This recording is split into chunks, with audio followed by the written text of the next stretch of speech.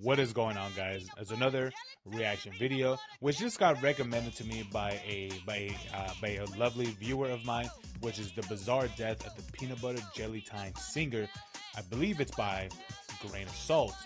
So we're gonna check this out, and I remember some of the things that happened back then, but I don't know the full details anymore. And let's find out what happened. Let's go. In late 2001, a song was released called Peanut Butter and Jelly by the musical duo the Buckwheat Boys and the producer Chipman. In 2002, the song took the internet by storm. Perhaps it provided the comfort people needed in a post-9/11 world. The song's Wow, yeah, this is way back. Oh yeah, this is a long time ago. Popularity came from a viral video of a flash animated banana dancing to it. Oh my god. And I sincerely apologize if you've spent the last 22 years trying to get that song out of your head. But you probably... Honestly, it was pretty good. I won't lie to you. It was one of the ones that I did actually like. Definitely not one of the songs I would just casually hear. But in terms of as a meme form, oh yes, this was something I really did enjoy. Don't know that it was actually a nuanced political commentary on the military-industrial complex, with the peanut butter symbolizing the U.S. government and the jelly being Lockheed Martin.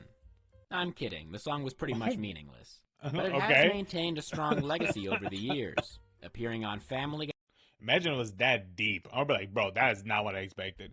I think it would be something similar to the song Zombie from the Cranberries. You may think, oh, that's fun. You're like, oh, that's a song you hear like in zombie movies, but then you actually read the lyrics, you're like, oh, it's basically a war song. Guy being featured in several ad campaigns, and now even influencing a skin in Fortnite. Unfortunately, the peanut butter and jelly in question comes with a glass of deeply depressing milk. Ooh. And that's because in late 2002, the singer of Peanut Butter and Jelly died in a police standoff. The Buckwheat Boys originally consisted of Jermaine Fuller and Marcus Bowens, with 2 other members later being added. Here's a picture of the 2 founding members, and here's a picture of Jermaine Fuller, the subject of our story. Oh, it was him. Oh, okay. I thought it was one of the younger ones. He does look kind of older-ish, but I won't lie, man. I really thought it was the okay. I thought it was really like the when you see the cover art, you're like, bro, they look really young. Imagine one of them doing that standoff, dude. And I'm sorry that these are some of the lowest quality images you've ever laid eyes on, but I guess the song wasn't called Peanut Butter and High Definition Cameras. Yeah, Our it's story 2000s, starts on bro. a warm August night in Las Vegas, when a man flagged down a police officer to tell him that he had just been confronted by another man wielding a gun. Ooh. The gun wielder was Jermaine Fuller, who had fired a shot at the guy but missed. Based on the description of Fuller, another police officer recognized him at a bus stop and got out of his car to talk to him. But Jermaine Fuller whipped out his gun and shot the officer in the head and chest. Thankfully, the first bullet only grazed the side.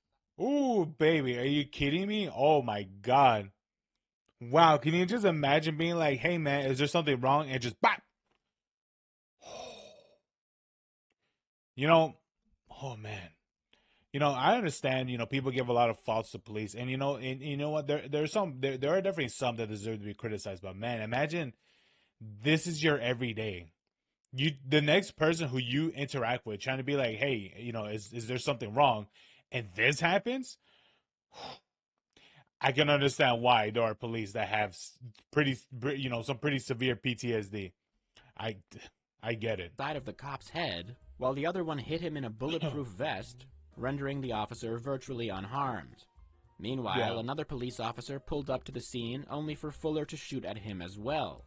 This time, the bullet went through the car's windshield and across the officer's shoulder, reportedly shredding the fabric on the cop's uniform, but leaving him untouched. Bro. So, with all 3 people he fired at being completely fine, it's safe to say that Jermaine Fuller wasn't exactly a sharp shooter. I guess they were right when they said he was a one-hit wonder. Anyway, Jermaine Fuller then made his... Yeah, I'm pretty sure by just shooting at one cop, doing that to another, yeah, this would basically send all units to the area about a gunman. So, Yeah, this escalated horribly. His way over to an apartment complex near the campus of the University of Nevada, Las Vegas. He forced his way Oh, into okay. an apartment and took the two men living there hostage. And I can only assume it was an Oh my extremely God. traumatizing experience for the two hostages, Oh. although probably not as traumatizing as attending UNLV. Once the cops realized where Fuller was, they evacuated the entire complex and sent in a SWAT team. And I'm Yeah, sure everyone living there was that's exactly what I expected. And why are some of them? And man, this is some interesting footage. I mean, why would a SWAT use like a naked what is it stock what is it butt stock? But anyway, thrilled about having to get out of bed in the middle of the night on a Monday because the singer of Peanut Butter Jelly Time was holding their neighbors at gunpoint. yeah, of And this was course. when the Imagine standoff hearing began. this shit. The police surrounded the apartment, but Fuller refused to exit peacefully. After about an hour, the two hostages managed to escape by diving out a window. Although they were on the first floor, so let's not give them too much credit here. Even with the hostages I mean, come on. I mean, do you have any idea how many people would be so scared that they wouldn't even move? But bro, those two are ballsy. They're like screw it, jump out through the window. being gone, the Good police on still them. couldn't enter the apartment because Fuller was in there firing shots.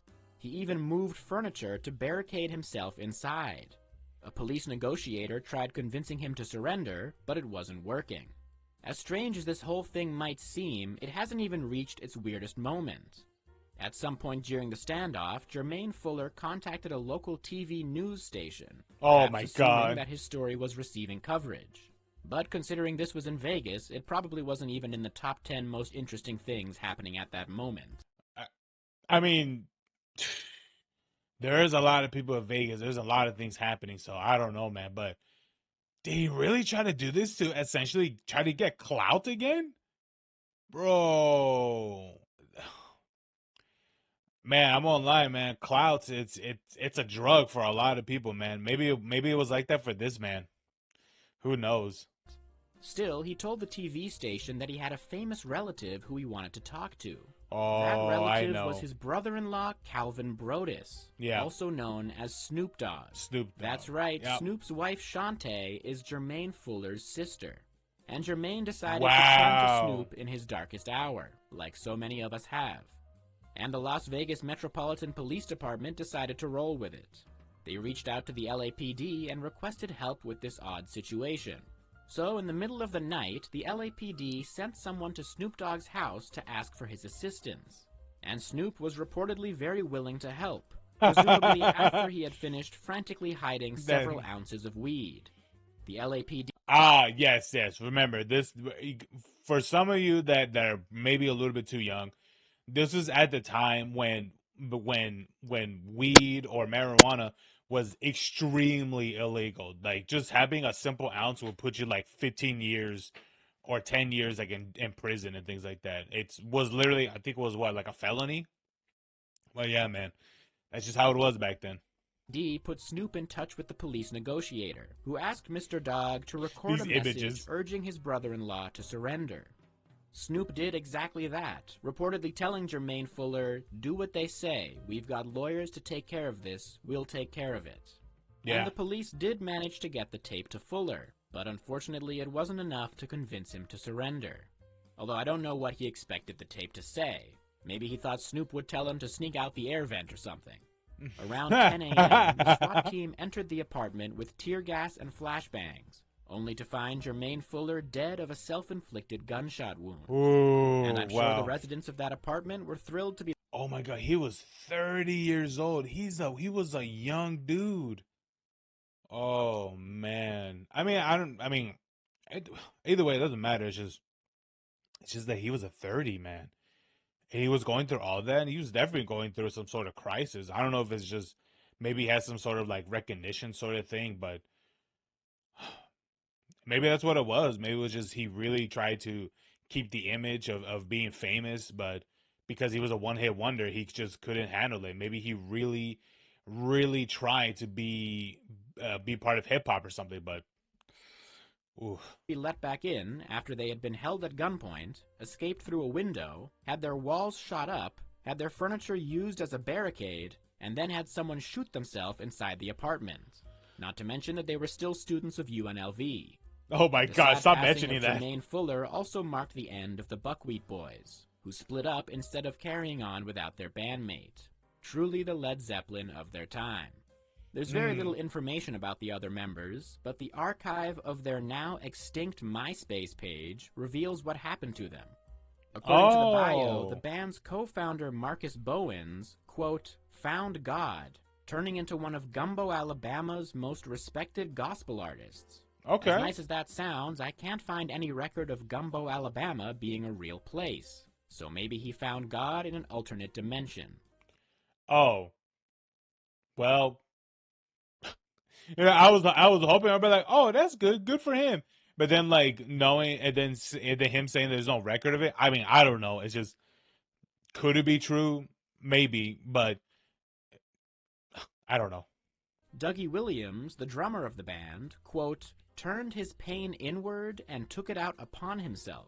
His lust for women and drugs grew threatening to his health, and on November 14th, 2003, was admitted to a shelter for drug offenders. Jeez. Jesus Christ, bro. I mean, hopefully the other guy did well, but Dougie here didn't do well at all. I guess it wasn't always peanut butter jelly time for these guys. But to For end real. on a nice note, the MySpace page said that the keyboardist J.J. O'Neill pursued his dream for music stardom and found his way on stage. Okay. J.J. is now headlining his local theater's rendition of Cats. Ah, the paths of life. Oh. Well, I mean, I don't know why, but I instantly thought of the movie Cats, that live action one, that cursed thing. What is it? Hopefully, it'll be an image or something. But my God, that was the most cursed thing that was ever produced. Why? Why was that made? Anyway, if this is his thing, if this is he's found his thing on local theater and things like that. You know what? Good on you, man. Because it looks like everyone else kind of disappeared and kind of went down a dark, bad paths, except for that Christian guy. I mean, hopefully he did well. Hopefully he did find Jesus and stuff. But man, damn. They may be windy, but they always guide us forward. May we all end up in the places we most belong. May we all one day find our local theater's rendition of Cats. Yeah. Now please consider subscribing, or you'll be automatically enrolled at UNLV. Why does he keep bringing up that college? Like, how bad is it? Like, is it a bad college or something? I don't even know. But anyway, man, I knew some of the things that were going on in his some of the things that happened to one of the people. I don't know if it was like the singer or something like that, but man, I truly want to know what was thinking inside this man's mind, because it's like, to me, for what it sounds like he really wanted to keep like the clout and things like that, like the relevancy.